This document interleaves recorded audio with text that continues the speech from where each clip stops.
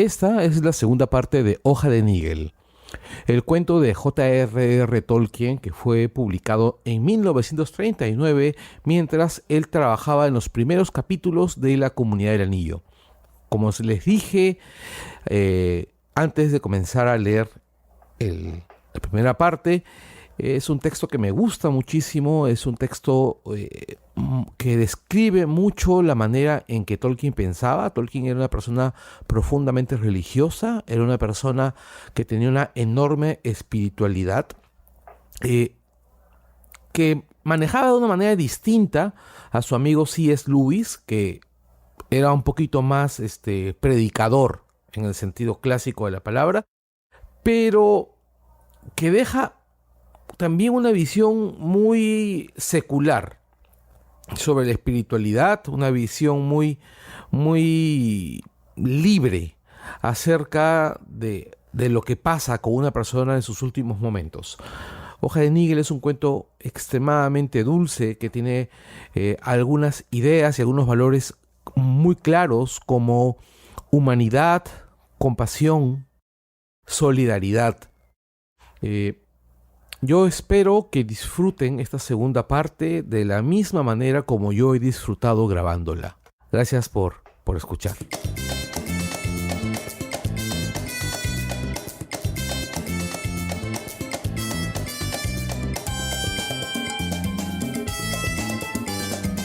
Bienvenidos a Langoy Extra, una píldora sobre el contenido que no logra llegar al programa semanal y que llega a ustedes 2 o 3 veces por semana o cuando lo merite.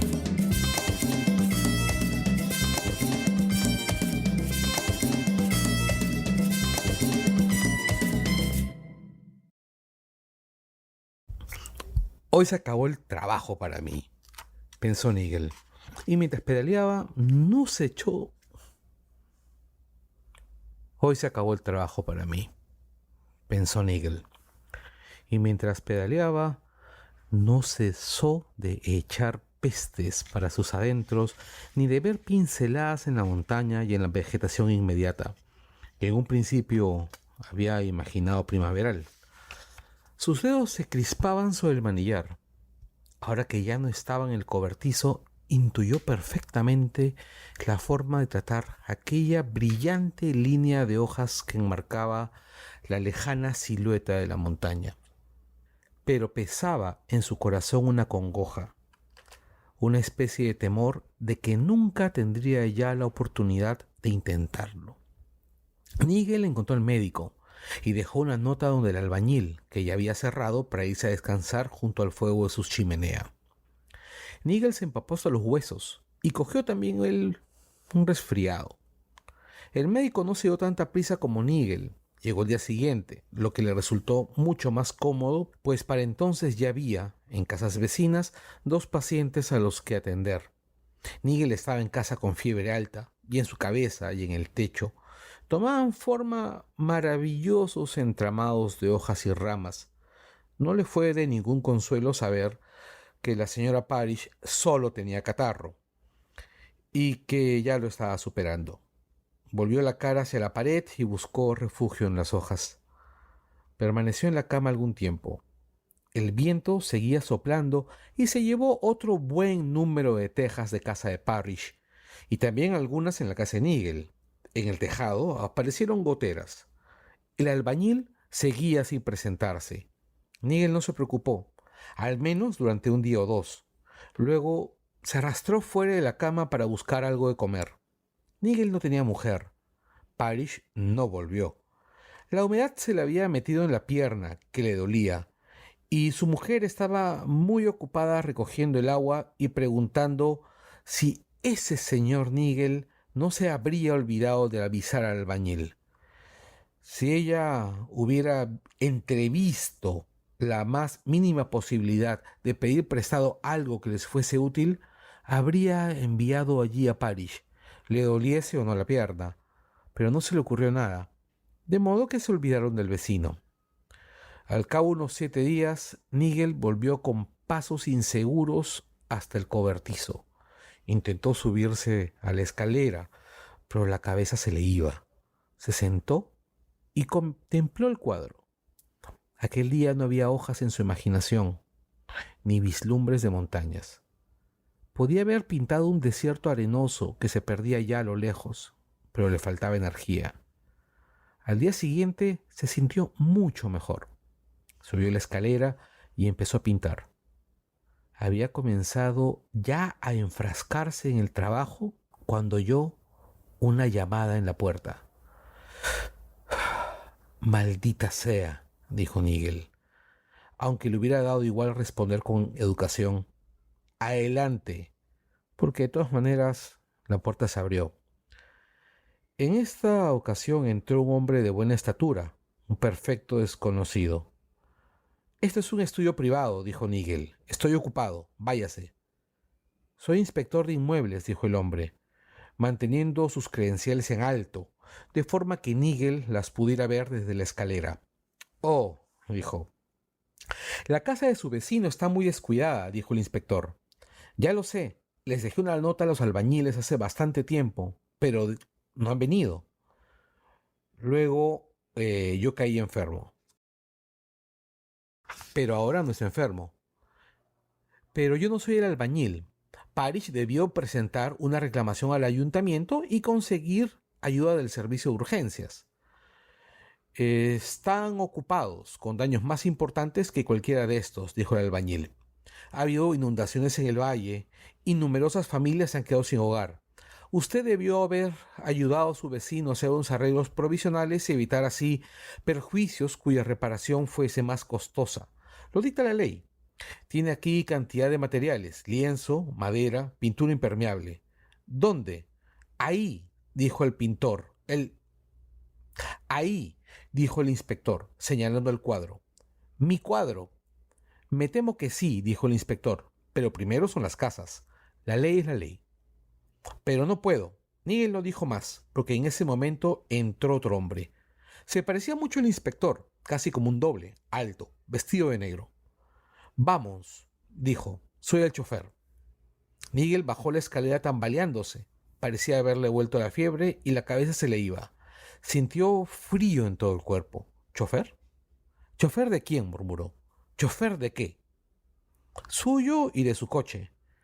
Hace tiempo que el vehículo estaba pedido. Por fin ha llegado. Lo estaba esperando. ¿Se sabe usted? Ya sabe usted que hoy sale de viaje. Ah, esto es, dijo el inspector. Tiene que marcharse. Mal comienzo para un viaje.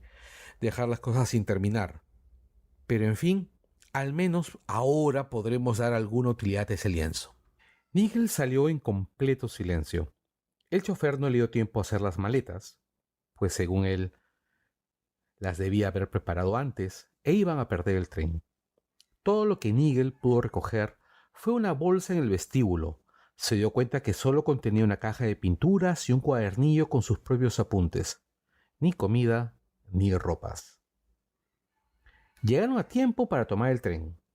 Nigel se sentía cansado y adormecido.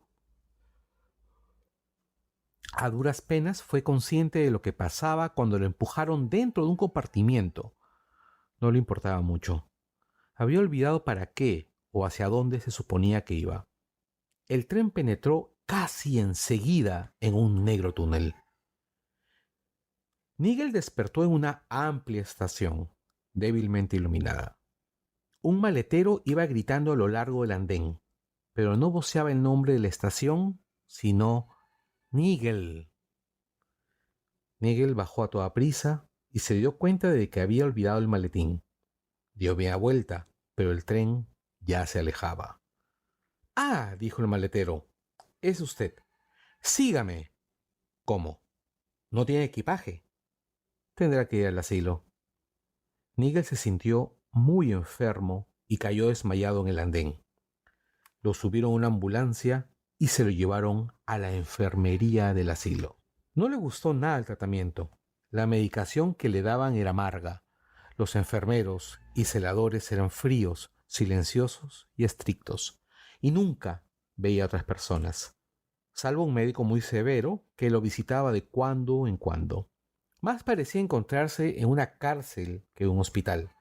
Tenía que realizar un trabajo pesado, de acuerdo con un horario establecido, cavar, carpintería y pintar de un solo color simples tableros.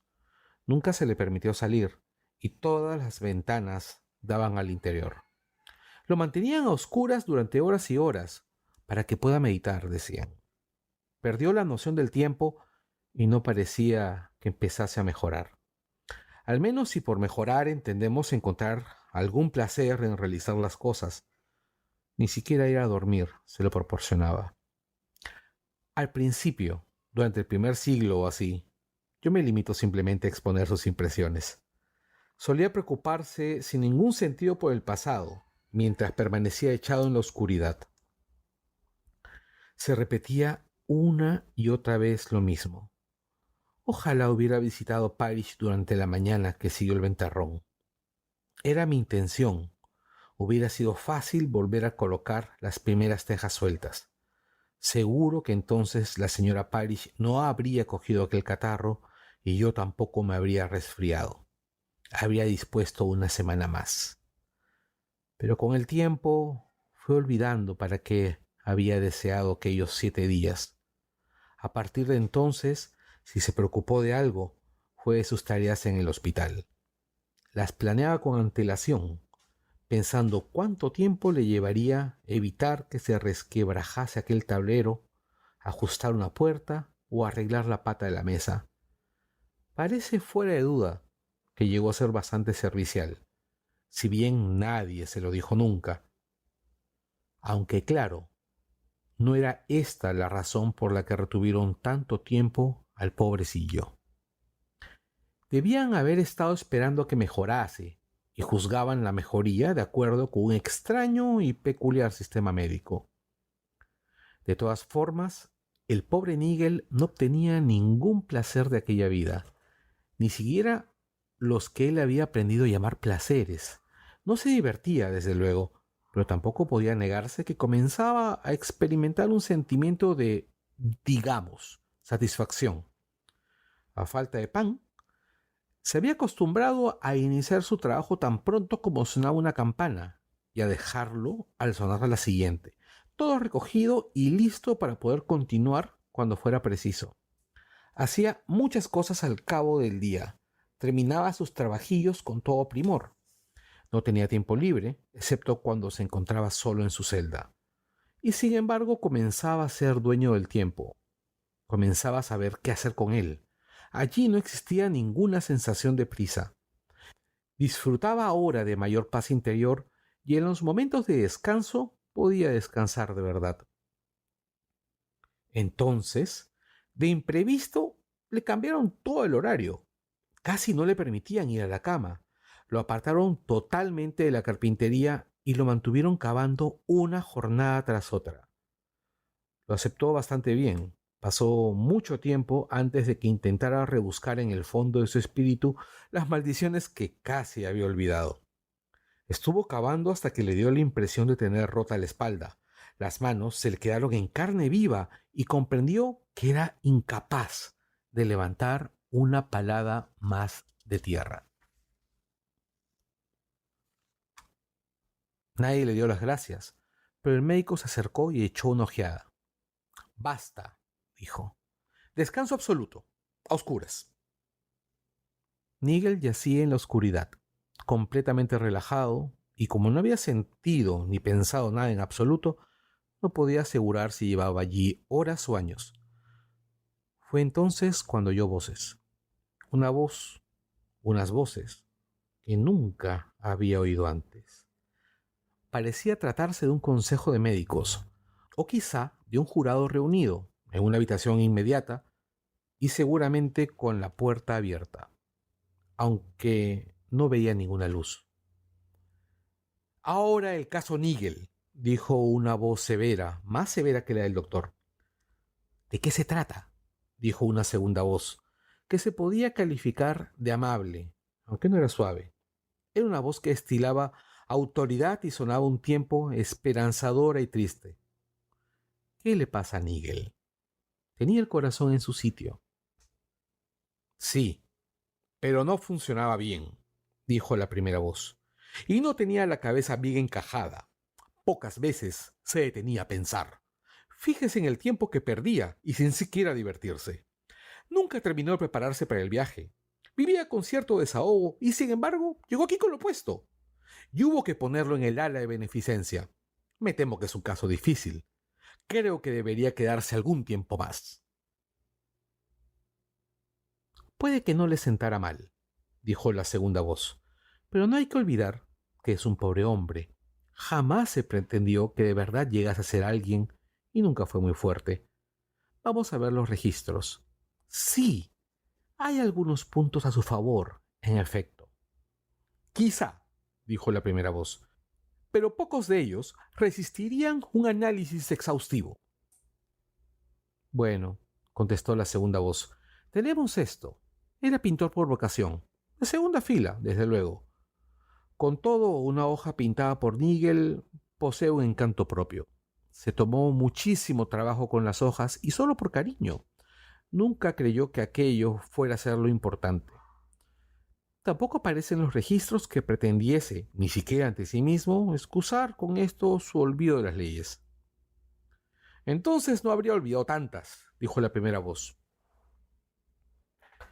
De cualquier modo, Nigel respondió a muchísimas llamadas. A un pequeño porcentaje, la mayoría muy fáciles, y las calificaba de interrupciones. Esa palabra aparece por todas partes en los registros, junto con un montón de quejas e imprecaciones estúpidas. Cierto, pero a él, pobre hombre, le parecieron sin duda interrupciones. Por otro lado, jamás esperaba ninguna recompensa, como tantos de su clase lo llaman. Tenemos el caso de Parrish, por ejemplo, que ingresó después. El vecino de Nigel nunca movió un dedo por él, y en rarísimas ocasiones llegó a mostrar alguna gratitud. Sin embargo, nada en los registros indica que Nigel esperaba la gratitud de Parrish. No parece haber pensado en ello. Sí, eso es algo, dijo la primera voz, aunque bastante poco. Lo que ocurre, como podrá comprobar, es que muchas veces Nigel simplemente lo olvidaba. Borraba de su mente, como una pesadilla ya pasada, todo lo que había hecho por Parrish. Nos queda aún el último informe, dijo la segunda voz. El viaje en bicicleta bajo la lluvia. Quisiera destacarlo. Parece evidente que fue un auténtico sacrificio. Nigel sospechaba que estaba echando por la borda su última oportunidad con el cuadro, y sospechaba también que no había razones de peso para la preocupación de Parrish. Creo que le da más valor del que tiene, dijo la primera voz. Pero usted tiene la última palabra. Tarea suya es, desde luego, presentar la mejor interpretación de los hechos. A veces la tienen. ¿Cuál es su propuesta? Creo que el caso está ahora listo para un tratamiento más amable, dijo la segunda voz. Nigel pensó que nunca había oído nada tan generoso. Lo de tratamiento amable hacía pensar en un cúmulo de espléndidos regalos y en la invitación a un festín regio. En aquel momento Nigel se sintió avergonzado. Oír que se lo consideraba digno de un tratamiento bondadoso lo abrumaba y lo hizo enrojecer en la oscuridad. Era como ser galardonado en público, cuando el interesado y todos los presentes saben que el premio es inmerecido. Nigel ocultó su sonrojo bajo la burda manta. Hubo un silencio.